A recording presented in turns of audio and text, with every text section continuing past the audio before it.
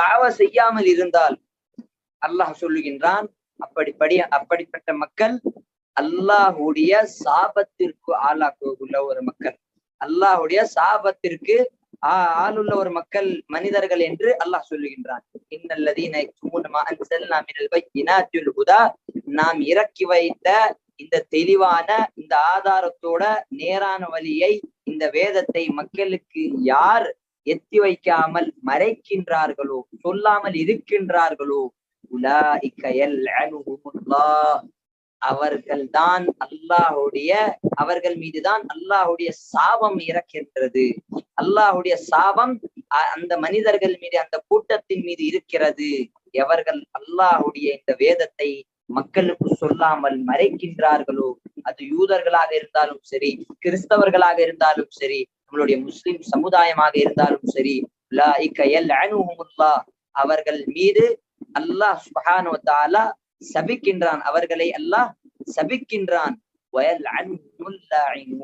இன்னும் சபிக்கக்கூடிய அனைத்து மக்களும், அனைத்து படைப்புகளும் அவர்களை சபிக்கின்றார்கள்.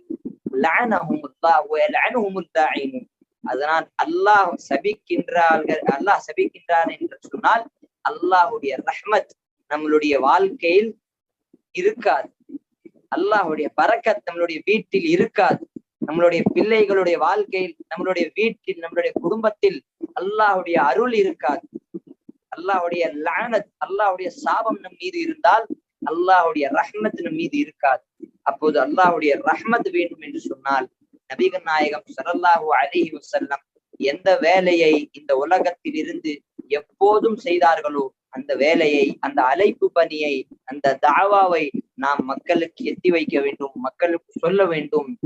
நம்மளுடைய கேரக்டர்கள் இருந்து, நம்மளுடைய பேச்சுவார்த்தைகள் இருந்து, நாம் பழகக்கூடிய மக்கள் இருந்து இதை வைத்து அவர்களுக்கு தாவா செய்ய வேண்டும்.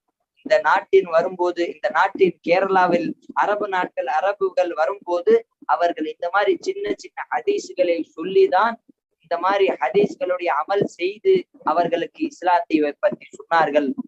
அவர்கள் அப்பொழுதுதான் முஸ்லிமாக மாறினார்கள். நமக்கு தெரிந்த ஒரு சின்ன ஹதீஸ், நமக்கு தெரிந்த ஒரு சின்ன ஒரு ஆயா, எப்போதும் ட்ரெயின்ல இருக்கக்கூடிய ஒரு சூழ்நிலையாக இருந்தாலும் சரி, சஃபர்ல இருக்கக்கூடிய, உங்கள் முன்னால் இருக்கக்கூடிய ஒரு சாப்பிடக்கூடிய ஒரு மாற்று மத சகோதராக இருந்தாலும் சரி, நீங்கள் பழகக்கூடிய ஒரு சகோதராக, நண்பராக இருந்தாலும் சரி, அந்த நேரத்தில், ஒரு சிறிய நேரத்தில் இந்த மாதிரி தாவா அழைப்பு பணியை செய்ய வேண்டும். இந்த முக்கியத்துவத்தை நாம் எப்போதும் இன்றைய காலத்தில் இந்த சமுதாயத்தில் நாம் புரிந்து கொள்ள வேண்டும். ஏனென்று சொன்னால், நாம் தாவா செய்யவில்லை